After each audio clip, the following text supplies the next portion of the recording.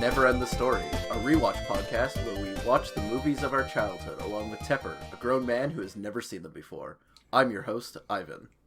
And this week we are joined by... Hi, I'm Chris. I write poems and games and stuff about games. I'm Connor. I'm probably not a robot. I'm Jeff. I write about games and music on DLC.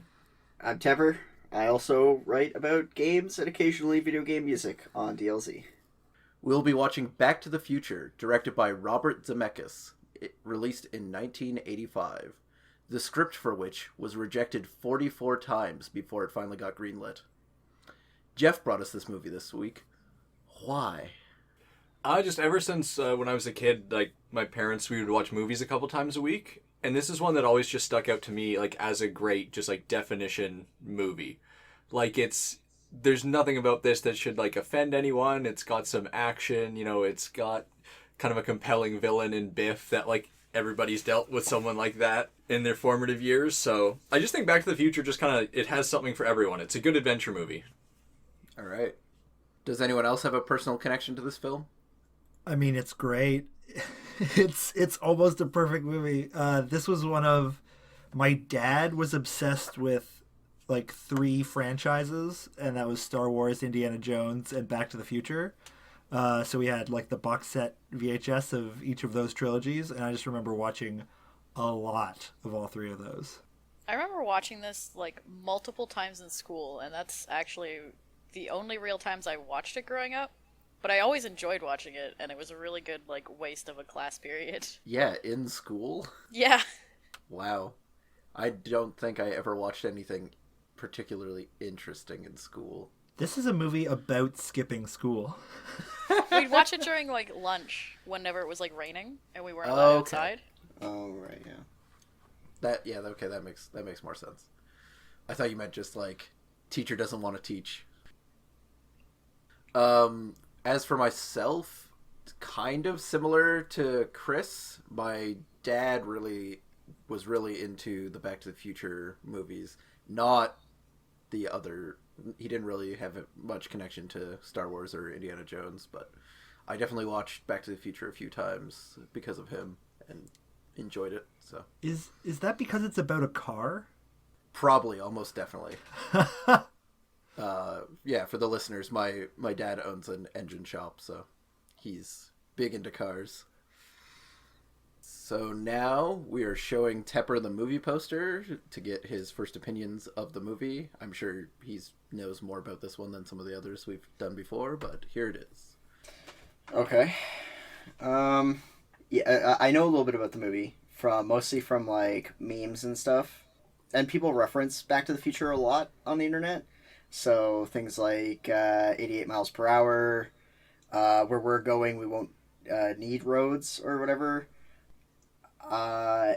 In regards to the poster, you can see the classic car, the DeLorean. The main character, he's obviously late. It's a time-based movie. He really needs to get back to the future. And one day he wasn't in his time at all. I actually quite like the poster. It just has in the simplest terms, it's nice to look at, actually. Yeah, I had to make sure to find a high enough quality one that had the text on the side there, because it's certainly informative. Yeah. Yeah, I really like the tagline on this poster. Yeah, for the listeners, it's, he was never in time for his classes. He wasn't in time for his dinner. Then one day, he wasn't in his time at all. Dun, dun, dun. Yeah, that text is really good, because, I think it says a lot about the character and what the film's about. Now, what about that killer, just right out of the 80s orange vest? Yeah, that vest is great. I was just saying it's a very simple poster compared to the other ones we've seen. Yeah. It's very basic. It just shows the main character and the main, MacGuffin, and that's it. Marty McGuffin. And the main character, John DeLorean. Yeah. One thing I really like about, I guess all the Back to the Future films, and I don't want to give away too much, but like they still like for kind of a sci-fi movie, it's simple. Like it doesn't try to explain it too much or be like too smart. Like it really is just a plot device. All right. We'll see you after the film. Where are my pants? Over there. On my hope chest. And we're back. So, what did everyone think? Well, Tepper, did it live up to the poster? Yeah, it lived up to the poster. Me and Jeff were discussing during the movie that this is probably kind of like in design one of the best movies I've probably ever seen. Like everything that is set up pays off. It's set up very well. Very clever in that sense. I liked the movie. I didn't love it. I enjoyed it, but it Like it feels dated? I think like it feels a little dated in some aspects. Also, like, it just feels like just a little dated, and there was just a couple scenes that weren't like the awkward scenes where Marty is trying to get his dad to interact with his mom. Like, I just found that kind of cringy and wasn't really into it. Oh, they're so good. But that's never been my style, like a humor style that I've enjoyed. So that's really more my personal preference than anything against the movie. The movie was just, really, phenomenally well directed, executed, written. Dialogue was great. It's difficult for me to find things that I didn't like about the movie beyond personal preference. All right. Anyone else? One of my favorite parts of the movie is that there's almost no information given to you that isn't used at some point. Yeah, like they use every Chekhov's gun. Yeah. It's beautiful, honestly. Yeah, one of the ones that actually, because I was paying attention because I figured because it's a time-based movie, like a bunch of stuff that was mentioned in the future parts would become relevant in the past parts. One that I didn't actually expect to become, one thing that I didn't expect to become relevant was when he, the piece of paper that his girlfriend wrote her number on, that becoming important. I was like, holy, that's so fucking clever. Holy shit. That was great. I did not see that coming at all. And it's little touches like that with how they set up and pay off is just amazing. The only question I have is, I understand they needed to give him the flyer about the clock tower there, but shouldn't he have already had her phone number? If it's implied that they were dating? It was his grandmother's phone number. Oh, okay. Yeah. Well, her grandmother's. Yeah, she was going to her grandmother's for the weekend, so it was her phone number. All right, thank you for correcting me. I will bet you there's a version of the script or a scene somewhere on a cutting room floor where something happens with that grandmother. Because why else would you set up, here's the phone number of my grandmother, and then you go back in time? So, if we move on to the next topic, this was the one thing that had me fucking, laughing the whole time. His mom is thirsty as fuck. Holy shit. Oh, I love it. Yeah, I didn't remember that. Oh my god. I remembered that. That's the main plot of the movie. That, like you guys were joking about, oh, Marty has to, fuck his mom, but it was, some of the scenes where she's, looking at him, it's she's fucking creaming herself just looking at him, and it was, it was uncomfortable. Yeah. Every time in the past she says, that's Calvin Klein, he's such a dream. I guess that's, translate that today, it would be Calvin Klein, he can get it. If he wants it, he knows where it is. Yeah. And just so many scenes where it was oh my god, this is uncomfortable. She's parked before, she knows what she wants, and she's gonna get it. Yeah. Yeah. She's great. But she's never done anything like that when she was young. Yeah. No, that would be completely unreasonable. She's great because I've never seen I've never had a movie make me uncomfortable in that way. Where it was just she'd be doing things. I'm no, she's not. She is. Oh no. She put his pants on her hope chest. I don't understand why His pants were on her hope chest. I love that line It's so much. some kind of metaphor. Yeah. It's a very, very blatant metaphor. Yeah. Like, he hit his head, so his pants had to be removed. It's a more comfortable sleeping situation. Yeah, like, oh, he could stay the night. He could sleep in my room. I was like, I think that just goes to, like, the performances in this movie are amazing. Yeah. Across the board, astoundingly amazing. And it must have been so fun to act for everybody, but especially the people that get to be old them and young them. Yeah. The acting, I didn't see, like, any real flaws with anything. Like they were all, like, such fun, like, they were a fun group of characters. And, like, yeah, like, his dad was so pathetic. Oh, it hurt. Crispin Glover is a really good kind of Weasley greasy guy in this movie. Yeah, like, he's like, actually just perfectly pathetic. And, yeah, like, the performance role, like, Doc Brown was great. I really liked the kind of, like, relationship between Doc Brown and Marty. Like, I got a much greater sense of, like, a father-son between the two of them than Marty with his dad ever. Mm-hmm. It's one of the few things that the movie doesn't really touch on is why they know each other. He makes super amps. Yeah. So, speaking of music, just aside, the Van Halen torture scene with him as an alien was really good. Yeah, it wasn't a torture scene. It was an alien invasion scene. No, but, like, turns it on, wakes him up, and then he starts speaking again, and just turns it on again.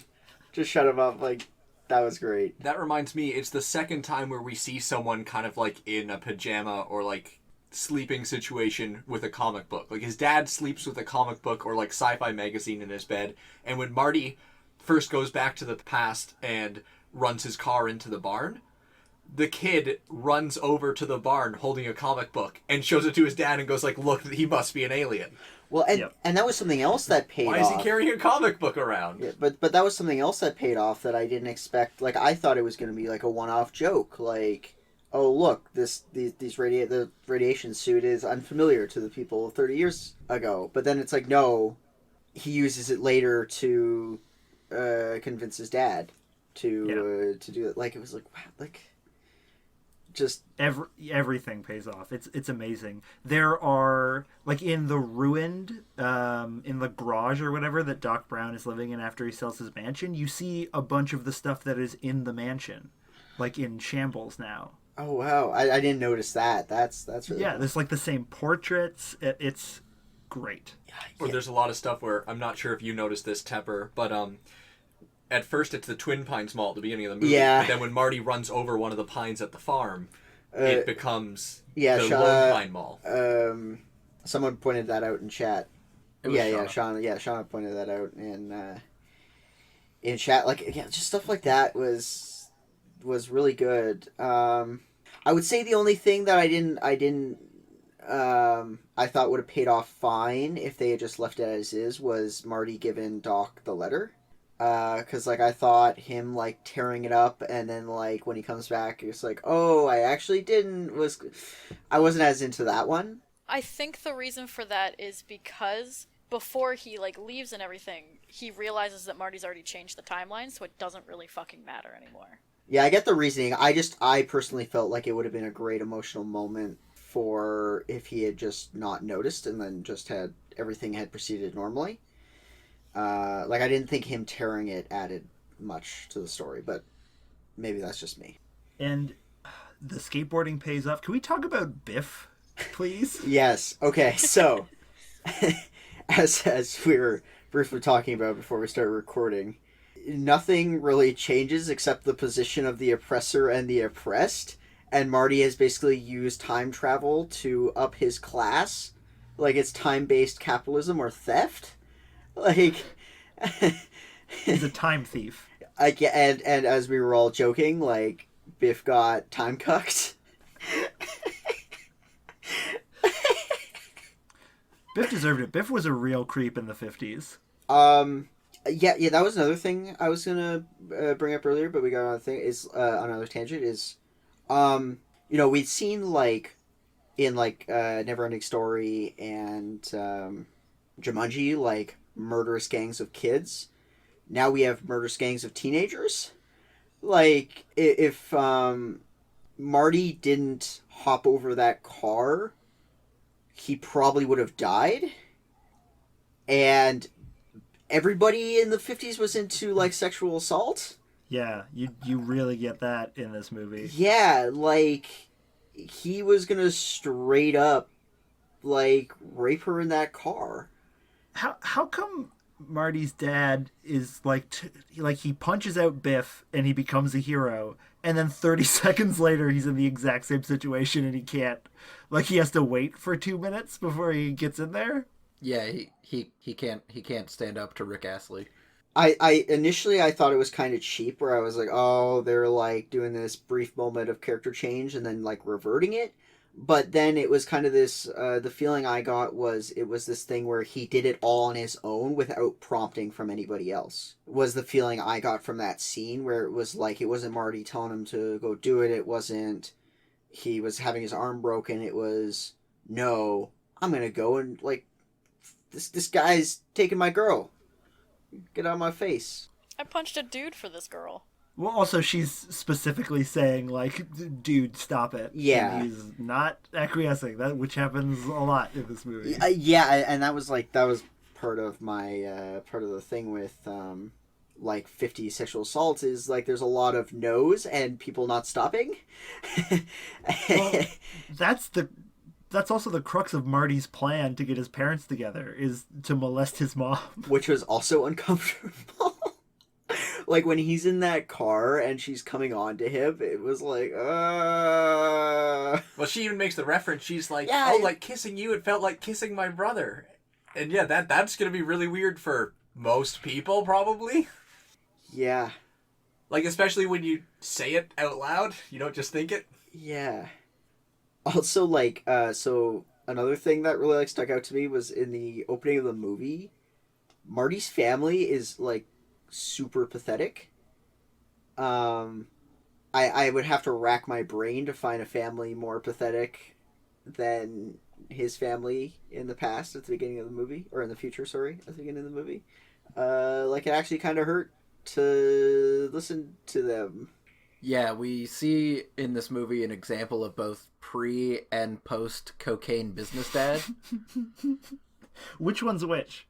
I mean, original 1985 is Okay, pre yeah. We cocaine like business snivelly dad. George McFly, Yeah. and then he gets some coke in him, and he's suddenly racquetball they were playing at the end. It would have been great if he had mixed an egg with his orange juice to drink before speaking with Marty. That's how you know he's a business dad. Yeah, then he would be 10 out of 10 business dad. Like, So 3 for 3 business dads and murder bullies.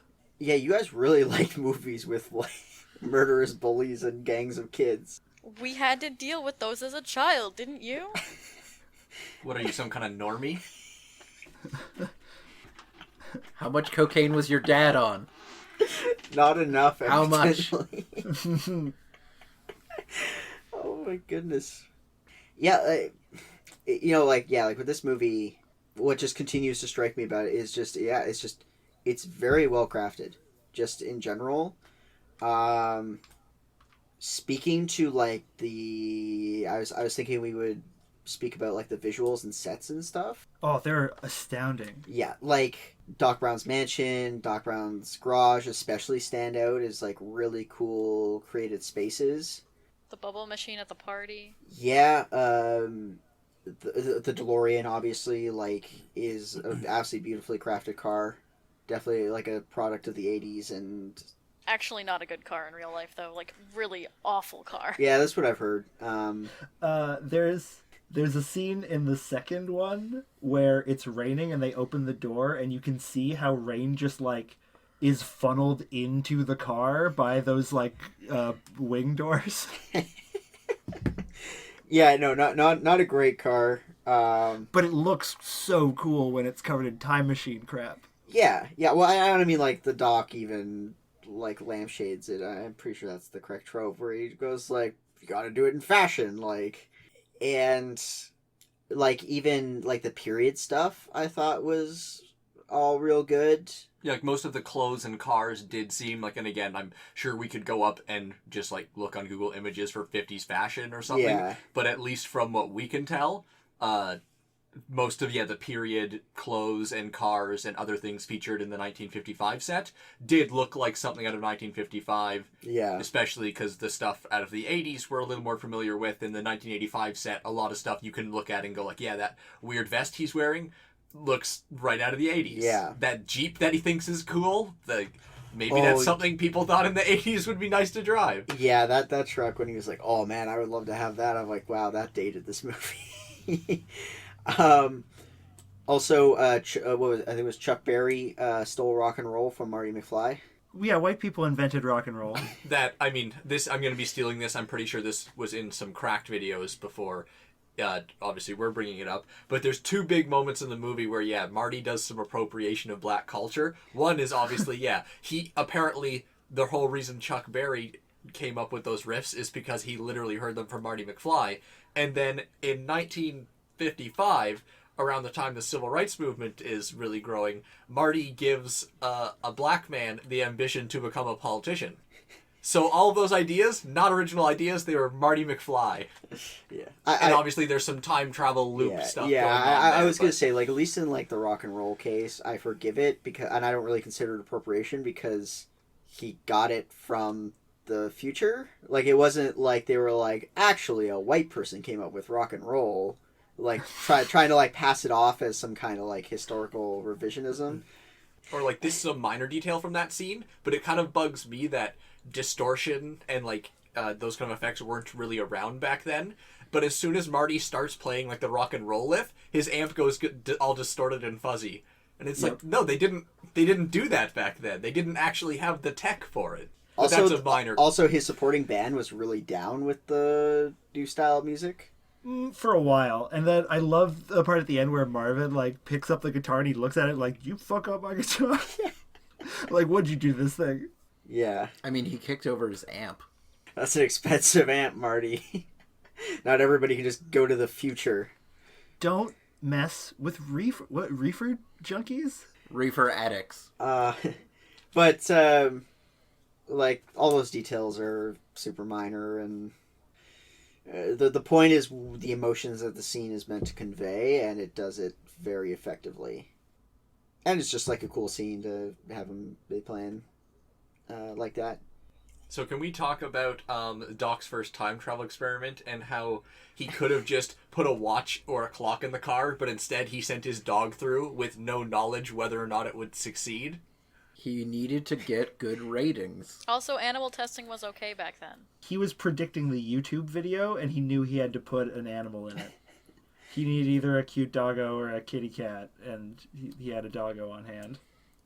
Also, Marty and Doc were standing right in the path of the car. So again, if the time travel experiment didn't work, they were just going to get run over. And then what? You've got like a remote control that's just going haywire and your dog's still in the car. Like, we could end up with two dead people and a dog and no time travel. Doc Brown used the last of his fortune, so this was like a suicide pact he had, where if this experiment failed, he was going to die and bring Marty with him. Oh, it's all... wow. That's dark. He was very confident in his math. Yeah. He shouldn't have been, though, because, like, that math was fucked up with the last scene, because Marty started after the timer went off, and he still hit the lightning bolt right on time. So, math isn't so great. Yeah, but Marty believes in himself and tries hard. He had 30 years to improve his math skills. I also like how at the beginning of the movie, it's like, where'd you get this plutonium? I stole it from, or I got it from some Libyans, nationalists. And then Libyan nationalists show up and chase them around. Like, it's just such a random detail that's, like, kind of funny in how absurd it is. In the first scene, in the opening with all the clocks and the, like, Rube Goldberg feeding the dog and cooking breakfast machine, part of it is it turns on the TV and the news report is, there's been some plutonium stolen, but don't worry, it definitely wasn't the terrorists that said that they stole it. It was a clerical error. Yeah, well, and that opening was masterful, actually. Like, it conveyed so much information especially with like the whole plutonium subplot, like just so well. And it had Huey Lewis in the news. Yeah. So much Huey Lewis in the news in this movie. Well, I think those songs were actually written for this movie. Like, they weren't just off of an album at the time. The studio had approached Huey Lewis in the News to do, like, 2 or 3 tracks for the movie, and then they chose appropriate ones. Is Power of Love, like, it was written for Back to the Future? I think it was. I'm not 100% on that, but I'm mostly sure. I was telling Jeff earlier when we were kind of talking about Huey Lewis in the News, is like I can't disassociate that band from American Psycho anymore. It's just it's just permanent connection that the two have. So yeah, just a fun side note. There's a crazy amount of product placement in this movie too. Like Bud Light and Pepsi is everywhere. Yeah, there's even a Huey Lewis in the News poster in Marty's room. I think that was the least they could do. Why does he love Van Halen and Huey Lewis in the News? He likes hard rocking. It's saxophone. Yeah, Huey Lewis in the News. Hard rocking. I mean, why is he a popular, cool skateboard riding, guitar playing kid who hangs out with a 60-year-old plus scientist? I mean, yeah, you figure his hair was like white and crazy looking in 1955, and he looks the same in 1985. Their move, the like makeup artist's move to make people look old in this movie, is to give them chicken neck. They have like some kind of like strap or something they put across people's necks to make them look all saggy. And they made his mom just the first thing he says to his mom when he goes back to the new version of 1985 is like, "Mom, you're thin." Yeah. It's like there were a couple times in the movie where Marty had no chill, because I just want to transition this to after he gets hit by the car in 1955 and they're offering him to like stay for dinner. He goes over to the kid, jailbird Joey, or something, who's in the crib, and he just goes, "You better get used to those bars, kid." Like, holy crap, Marty! Do we ever get in the good future, like a line about what happened to Joey? Yeah. Oh, not in the new future. He's no. probably still in prison. Honestly. That's horrible. His life wasn't affected by Marty. Why would it have been? That's his uncle. Yeah, I mean, just for a throwaway line, there's like, most of the time Marty seems like this really nice kid, good head on his shoulders, and then there's just a couple times where he's savage. Like, he just, without thinking, is like, "Wow, Mom, you look thin." Yeah. And then also tells this kid, like, before this kid can even understand language, like, "You're gonna spend life in prison. Better get used to it." Yeah. Just absolutely savage at points, but yeah, like this movie is just good. Like I'm trying to think of more stuff to really break down, but it's hard because it's so tightly crafted. Cake and peanut brittle. Oh, their meals are messed up. Like, I'm glad they cleaned up their diet plan in the good future. Well, and that was part of, like, what I was mentioning earlier about, like, how, like, pathetic his family was before. Was, like, just these nasty, gross meals that are super unhealthy, like... Well, like, his mom made a cake, presumably for dinner, to maybe get out. But it's still, like, they're sitting around what I presume is their dinner table for their nightly family gathering. And instead of eating the cake or having food served, his dad just pours out an entire jar of peanut brittle onto his plate and just goes like, Yeah. I was waiting all day for this. And, like, the obsession with watching TV, like, it didn't crop up, like, tons of times, but, like, in the original future, like, his dad was just obsessively watching TV, and then when he goes to the past and is at his mom's place, like, it just popped up a couple times, which stuck with me. Like, that's just normal American life, especially like 50s and 80s. Like, you watch TV, got nothing better. Or to maybe do. that was the movie studios, like, being snobs and, like, thumbing their nose up at, like, oh, look, people get, like, so distracted by TV studios. Come to the movies. We're wholesome. And Yeah. like, maybe they were, I don't know. Probably not. This is probably me thinking too much into it, but maybe they were throwing some shade at them. Yeah, or it might be, like, what I was thinking is it was, like, a class-based thing. Like, it was a way, in a similar way that, like, Never Ending Story was, like, good, knowledgeable kids read, bad kids read comic books and play video games. Like, this is their way.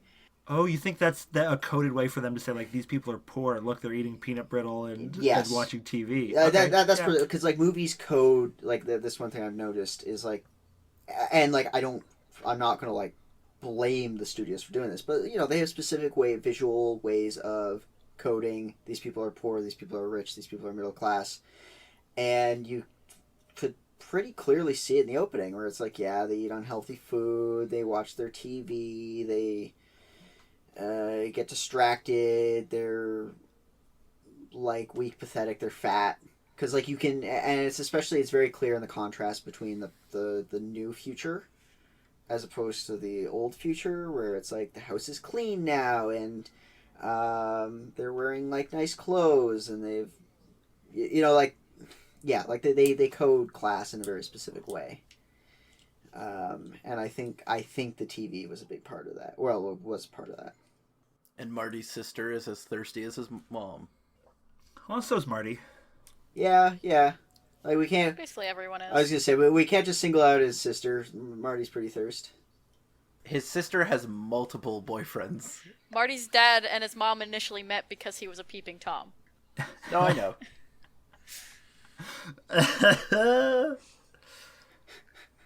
And he wasn't even peeping on her. At least that would be romantic. Yes, he was. Oh, he was? Yeah, I'm pretty sure it was. Yeah. Yeah. Yes. Okay. No. Yeah. Just was. All right. Like, what else would he have been peeping on? Now I'm curious about what Chris thought he was peeping on. Well, some other lady. I don't know. I thought the way the street was set up, he was like looking across the street and then fell. He was on a branch over the street, right, looking across the street at her, then got hit by the car that was pulling into Because the I think, in the establishing shot, it shows Marty's mother, like, in a bra, like, changing in her bedroom. So I think that they were implying that that's what he was looking at. Also, like, how did the driver not see Marty push his dad out of the way? Well, he says another one of these kids jumped in front of my car. Like, this guy has a fucking problem. Like, he's driving on the sidewalk. Oh, look at all these kids jumping in front of my car. I mean, I believe the implication is that there are multiple peeping Toms who have been hit in front of his house. Well, he shouldn't have had a hot daughter then. Better cover up. And like it sounds as if she was as thirsty for all of them. It's just they didn't happen to be a date the next week or a dance the next week. Wasn't the first time she's parked. She's almost 18. Do you think this is the way that this is how dating works for her? She just like waits till someone like looks in her window, like, and then her dad hits them with a car. That was her plan the whole time. Well, I mean, like, even like she's here. Oh, hey, how did you find me? Oh, I followed you here. It's like, She's honest. honest. Oh my god. Listen, if you're creepy, it doesn't matter if you're honest or not. You're still creepy. No, it's totally fine. Was losing my mind with delight in that scene. Christopher Lloyd in that scene is amazing. Like, he doesn't say anything, but he just walks around looking at Leah Thompson being like, this woman wants you, Marty. This is bad. And he's just like obviously so stressed out about it. Oh my god. His yeah, and there's so many good scenes like that, like individual great moments where like his facial reactions to that's in that scene were just incredible. Christopher Lloyd is a treasure. That he is. So I think there's one subject we had from some notes that I'm not sure if we got into yet, which is the kind of humorous when Biff threatens Marty or his dad, I don't remember, but the conversion rate of $1955 to how much ass he's gonna kick. Right. The car detailing costs $300, and he's gonna take it out of Marty's ass. Yeah. That was great. And what? Someone did some research here. So the conversion, it converts to $2,386.65 of ass. And that's 2018 monies. No, that would be 1985 money. Oh, okay. 1985 to 2018. Yeah. Oh no, 1955 to 2018. Yeah. We don't know. The person who did the research put down all but one of the necessary numbers to know what year this is related to. Well, it could be either way. It's a lot of ass. Even $300 1955 money is a lot of money. Yeah. Yeah, that's what conversion rates are for. Poor Biff, his new future version. Just so bad. Well, Biff's a scumbag though. Like No. even future Biff's a scumbag. He deserves it because he was an ass in the future, so we made him not an ass in the future. Retribution. But he was also an ass in the past, Yeah, so it like, was straight up- actually deserved. Yeah. Raping a girl, probably not cool, man. And if we get into the rest of these movies, you'll find out that Back to the Future is mostly about how families are good or evil, I think. Okay, I guess, like, yeah, I think I've heard, like, in the sequels, Biff's family or he himself show up in the sequels. Oh, it's all good. Yeah, we'll get there. Yeah, so I guess, like, within the karma of this world, Biff is innately evil. Like, there is no hope for him. Well, I don't know about no hope. He can become like an indentured manservant goblin to the McFly family. Is that I guess that's better because he's not out there doing evil. He's That- the family goblin. That was when they were in in ancient times. That's how it worked. Master McFly gave Biff a sock. Biff is free. Oh my goodness. I really like Marty as a character too. Like he's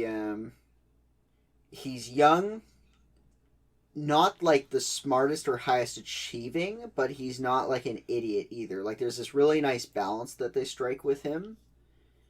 That I appreciated. Would you say it's like kind of like an everyman's fantasy, and just like again, if you were here, you could do it. If you also had a crazy old science friend. Yeah. I guess. Yeah, they're trying to hit for that. Like, yeah, that everyman fantasy, where it's like, yeah, like he's just this kind of like, yeah, like he's just a kid. Like he's not this genius. He's not this like super naive, person either. Well, they do a masterful job of setting up his character. Like, Yeah. he loves rock and roll. He's kind of a daredevil, and he has a fear of rejection that like holds him back.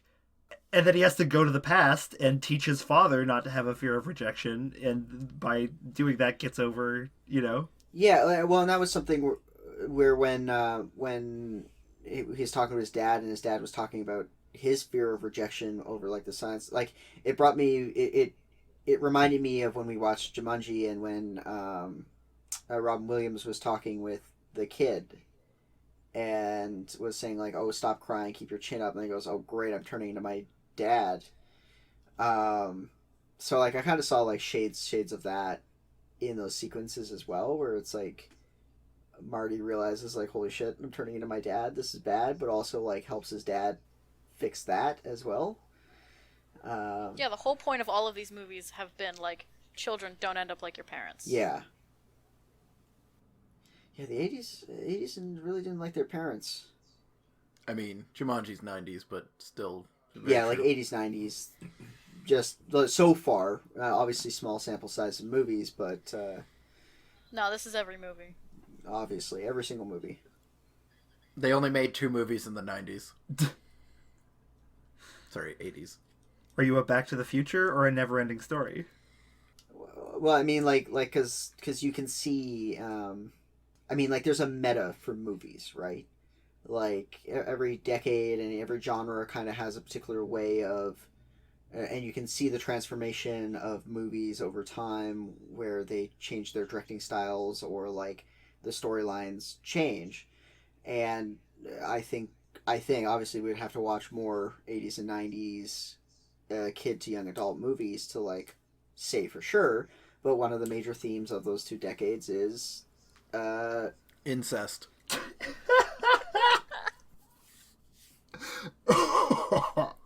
yes, I guess. Uh, is the don't be like your parents, like escape the flaws of your parents. Learn from their mistakes and be better. It is something that is sticking out right now, to me. So that's kind of interesting. Or if you have an old white man friend, change your parents so that they're better. Also a good option.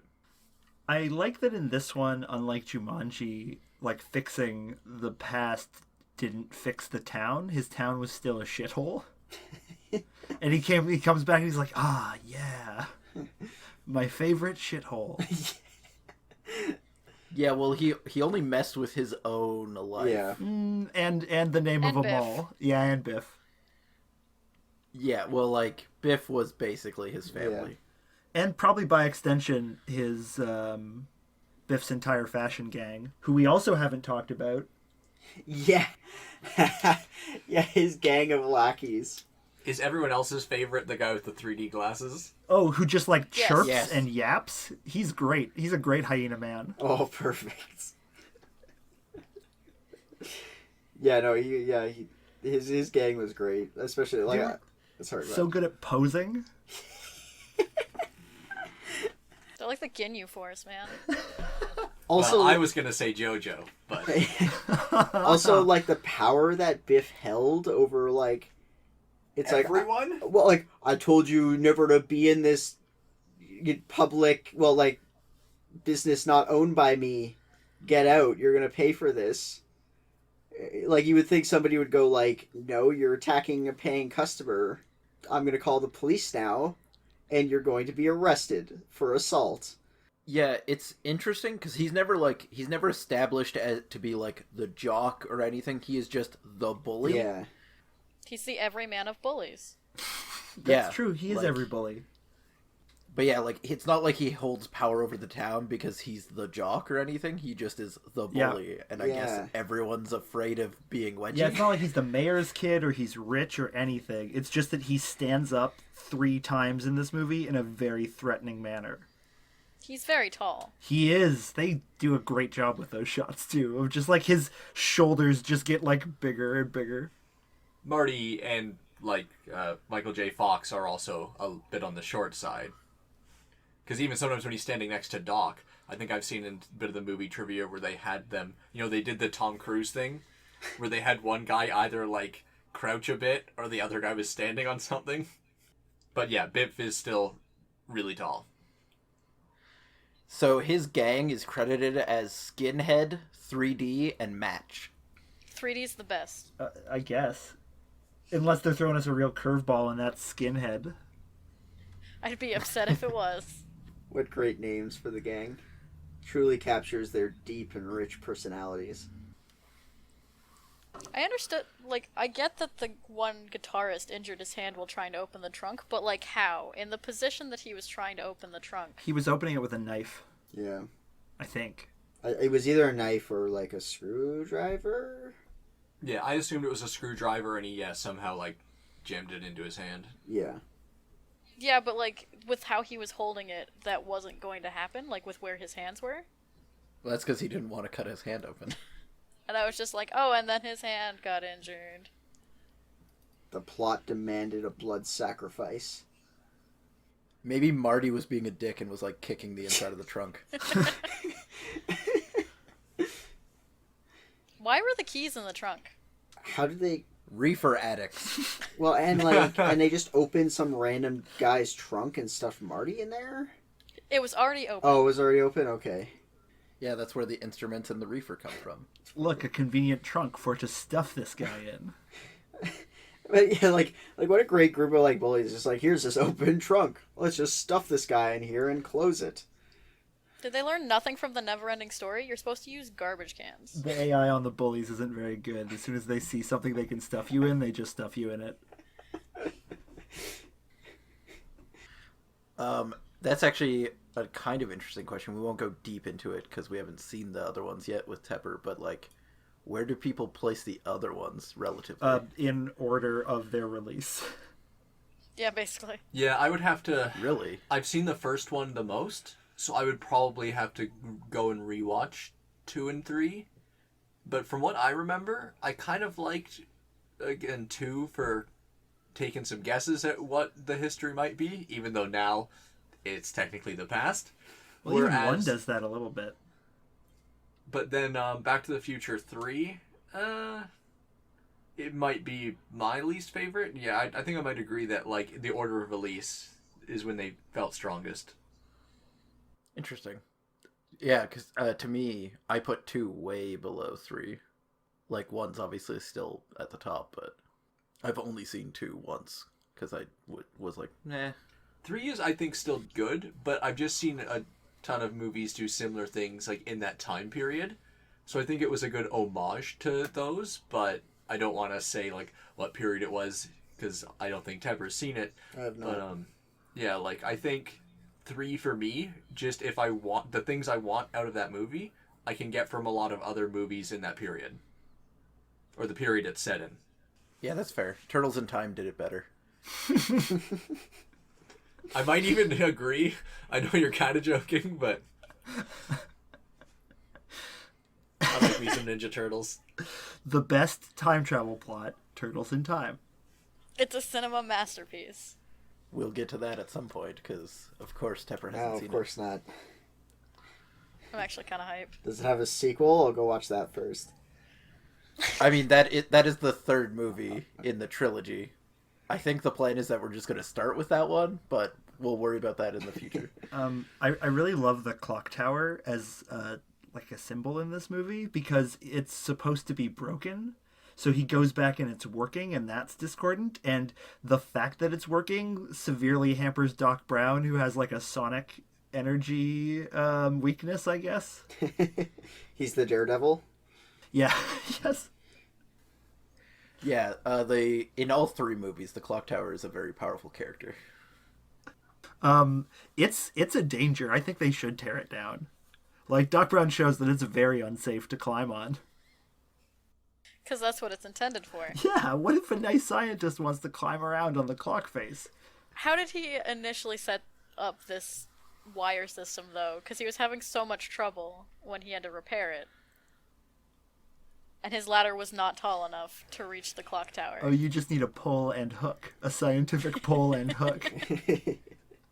I love the science in this movie. Just that feeling of being just like haphazardly put together. Gigawatts. Yeah. Well, apparently similar to, like, GIF and GIF, that was the correct pronunciation back then, and over time it has changed to gigawatts. So it sounds like a weird sciencey term to us, but I think I saw this in some of the trivia. That actually used to be one of the ways you would pronounce that. Yeah, it was the proper pronunciation for a long time. Probably still before this movie's time, but it's interesting. Christopher Lloyd knows how to exit a room, though. Yeah. In complete shock? Yeah. Yeah, that was real good. Yep, stare wide-eyed and say, "Great Scott."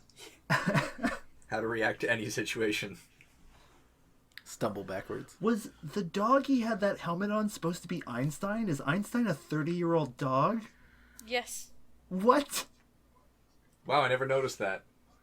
Yeah, there was a very small puppy that he had the, like, brain wave reading device on that he then gave to Marty. I think that was Einstein 1, and we got to see, like, Einstein 5. No, that was a 30-year-old dog. That's why animal testing was okay. It was pretty much dead anyways. Also, they just kind of left Einstein in the middle of the mall parking lot, and then he went into the future. Yeah, but he came back before, like, Einstein would have noticed anything. It's fine. Yep. It's like leaving your child in the store. Einstein origin story when? It's fine as long as you have a time machine. Yeah. He came back 10 minutes early, in fact. I've got a question, though. Because the movies kind of later explain how timelines and possibly creating a new timeline works when you do something that messes with causality. But do you think that there is, again, like an alternate timeline where when Marty leaves that version of 1985 and Doc gets shot, Doc is dead and Marty's just missing, and everyone in the town is really, really confused why a bunch of Libyan terrorists showed up and gunned down a scientist. I mean, in general, like, they were driving around in, like, Libyan terrorists in a hippie van with AKs and RPGs, and driving around in, like, their traditional garb. Like, Yeah, that's such an 80s movie thing, yeah. too. Is like, let's throw a dart at a map, and it's going to be terrorists from there. That was the one detail Marty didn't remember when he went back in time, was what nationality the terrorists were. Yeah, Marty doesn't see race. Yeah, Marty's woke as fuck. He just sees terrorists. Just at one point, he looks at the camera. Terrorists can be of any skin color. That was on the cutting room floor. Yeah. Super woke. Marty with the hot takes. So, this movie's full of really interesting props. Is there anyone that you'd want to keep? Like, what would you want the most? Ooh, I might want that his tiny little, like, Chiquita yellow travel guitar at the very start. That thing's cute. Yeah, that guitar was pretty sweet. I like the one he played in the past as well. That looks pretty cool. Thing is, there's a lot of props I remember more from Back to the Future 2 and 3, but if it had to be from Back to the Future 1, again, the tricky part is a lot of it's expensive stuff. Like the nice cars, or yeah, like a guitar. But The maybe plutonium? even just like Marty's skateboard would be a cool thing to say you have. Yeah, yeah. I want the entire clock tower. Sets count as props. Or maybe when Doc builds the miniature and he's like, "Oh, I'm sorry, I haven't painted it and built it to scale," but it's like, dude, I that's a love really that. good miniature. Yeah, that was actually a good looking miniature. Yeah, I'll take all the plutonium, I guess. Ooh, Oh yeah, I it think sells I- really well to those Libyan terrorists. Oh, can I just have Christopher Lloyd? Is he a prop? I think I want mine to be Christopher Lloyd's clear plastic tie for when he comes back yeah. from the future at the end. Oh, those wicked, like Yeah. solid metallic reflecting sunglasses. Amazing. Let's all start dressing like that. Why isn't that the future we live in? Because it's not 2015 still. Be the change you want to Yeah. see. You could pull it off, Chris. Though a flux capacitor would be a pretty great prop. I guarantee you can buy that on ThinkGeek. I mean, you can buy literally everything we've said somewhere. The entire clock tower? I know for a fact you can buy a flux capacitor on exactly ThinkGeek. I've seen it there before. If you have the money, you can buy a clock tower, yes. No, I want that one. I think his statement still stands. Probably not the whole building still, but definitely the clock face. And the Panthers, the clock I Panthers. really want those weird panther statues that are with the clock. It's a pleasant place to live because of our panthers. Initially I thought they were dogs, but then like up close I'm like, I don't even know what that is. Yeah, it's a cougar or Or something. maybe a puma. It has a downtown porn theater. What else could you want? It's directly across from the clock tower. Only in the future. Downtown porn theater. It's also across the street from the normal theater. What, were there two theaters? Yeah, he crashes into the one. He destroys the normal theater and then comes out and he's like, "Oh, thank God." No, when he destroys the porn theater is still the porn here. theater's still there. The thing he destroys is a church. Even better. Really? Yeah, in 1980, Okay. in 1955 it's a theater, but in 1985 it's a church. Oh, I see. Yeah, I think like the sign said something. Yeah, it still had the like coming attractions sign outside, so I didn't realize. It did say church on it, but I just assumed it was a Coming movie. attractions. Church. All right. All right. I think with that, we'll wrap this up. So, I'm Chris. I write on Downloadable Zebras about role-playing games, and you can find links to my other stuff there. I'm Connor. Research is still inconclusive about my robot status. Alright, I'm Jeff, also known as Notorious Tree. I write about esports and game strategy, as well as music reviews on Downloadable Zebras. I'm Tepper, also known as Feldia. I'm also on Downloadable Zebras, and I write about a whole bunch of stuff. And a special thanks to 8-Bit Jazz for the use of our theme song, the Neverending Story theme, 8-Bit Jazz version. You can find them on YouTube, and there will be a link in the description.